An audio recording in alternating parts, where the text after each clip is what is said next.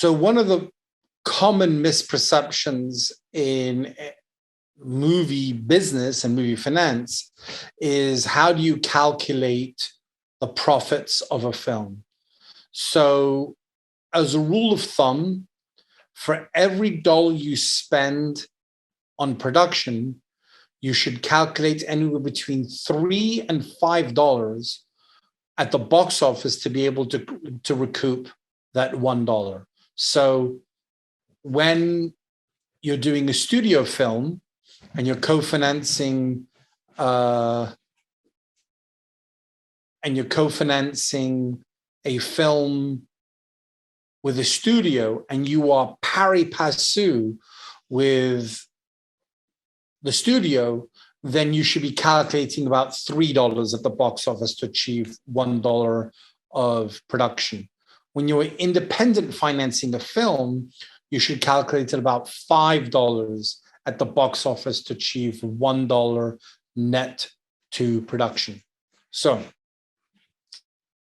if you spend $10 at the box office to go see a film, half of that, so $5, stays at the movie theaters, leaving $5 left. The distribution company takes a 20% distribution fee, so there goes $1 out of the $5 that's left. And whatever you spend on producing a film, you should be spending on print and advertising, which is the promotions and the marketing of the film, the distribution of the film. So out of $10, half of it stays at the box office. 20% of that goes for a distribution fee, leaving $4.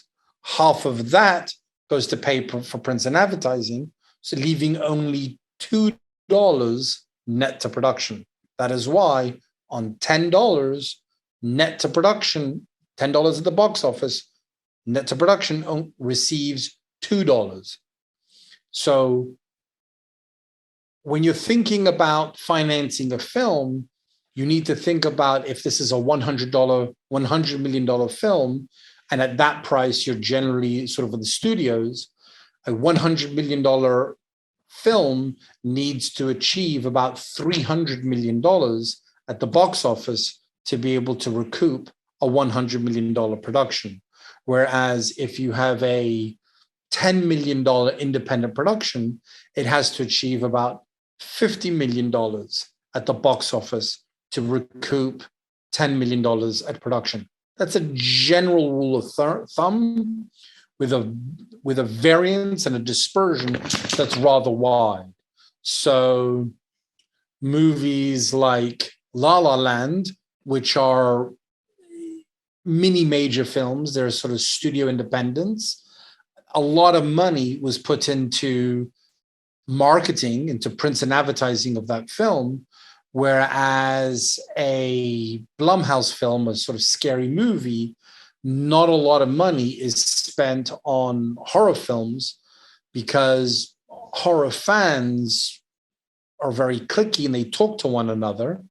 And when one horror fan likes a horror movie, they'll tell other people, and that is how films in the horror genre essentially get viewed. It's through word of mouth. And also in the horror genre, people tend not to see movies with celebrities in them. That's not it. As long as they get scared out of the movie, they're satisfied.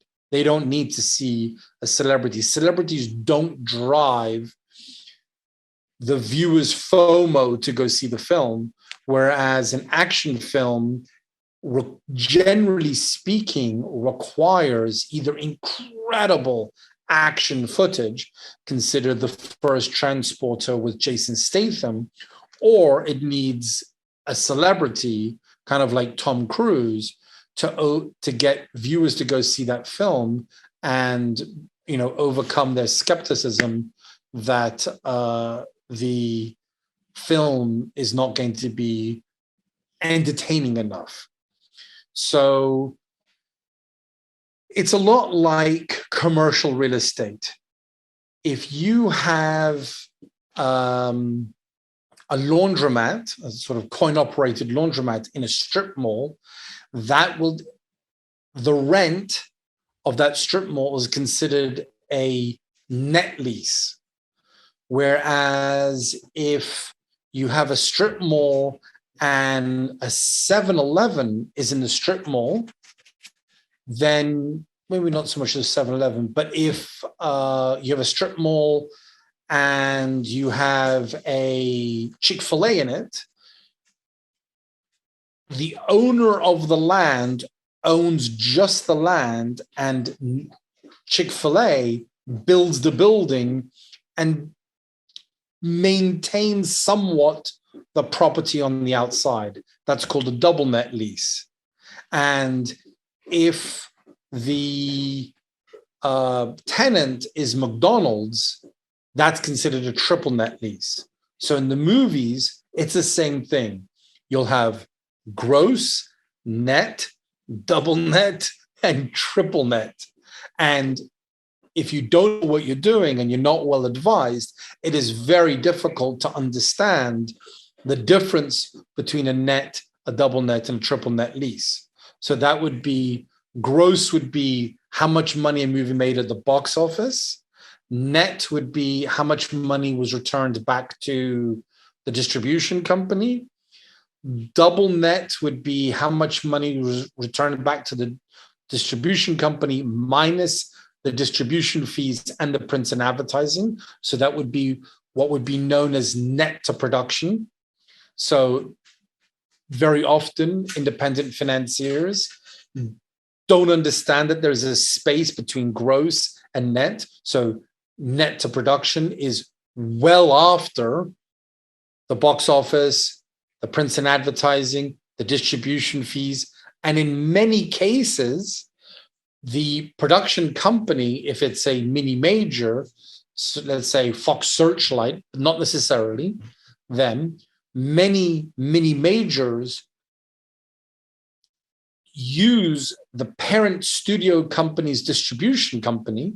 So, Fox Searchlight uses Fox Distribution, and Fox Searchlight could bury its fees in Fox Distribution's payments, such that net to production to Fox Searchlight, you would receive money after Fox Searchlight has received its commission as well, and then it's profit sharing between the equity investors of the film. And that is generally why you hear about famous stars or directors suing studios because they didn't get their profit participation in the film. So a kind of famous recent example of that would be the producer and the director of Dune, who, because he made his film for Warner Brothers is owned by Time Warner and Viacom. Because AOL Time Warner Viacom also owns HBO, because of the coronavirus shutting down movie theaters, Warner Brothers and their parent company were instructed to release their theatrical films both into theaters and onto HBO simultaneously. And so before the movie Dune was released, and this was announced, so Dune was released, I think, like in September or something like that, and this plan for releasing films was announced in January of 2021, the director of Dune, which got a nice fee, but not a huge relative to the value of the director, did not get a huge salary to direct the film. So the director had a profit participation in the film. And because everyone was believing that streaming was cutting into box office revenues, the director sued the studio because the studio was allowing for the film to drive value for a related company to Warner Brothers, which is HBO, and that the director was not going to receive any box office compensation for the streams that came in from HBO. Now, when Dune was in fact released, the box office results of Dune were very high. It did not seem as if, even though Dune fans could watch the film for free on HBO, it seems as if Dune fans still went to the theaters and went to see that film. So it's arguable as to whether 5 to maybe 20% of people who wanted to watch Dune, like before the film came out, did not go to the theaters to go see the film. In fact, went to just waited for it, to be able to sit down in front of their television and watch it on a sort of big screen TV and not have that immersive experience of a movie theater. So it seems as if, using Dune as an example, it seems as if that streaming is not really cutting into a film's box office returns. And so that is as an example.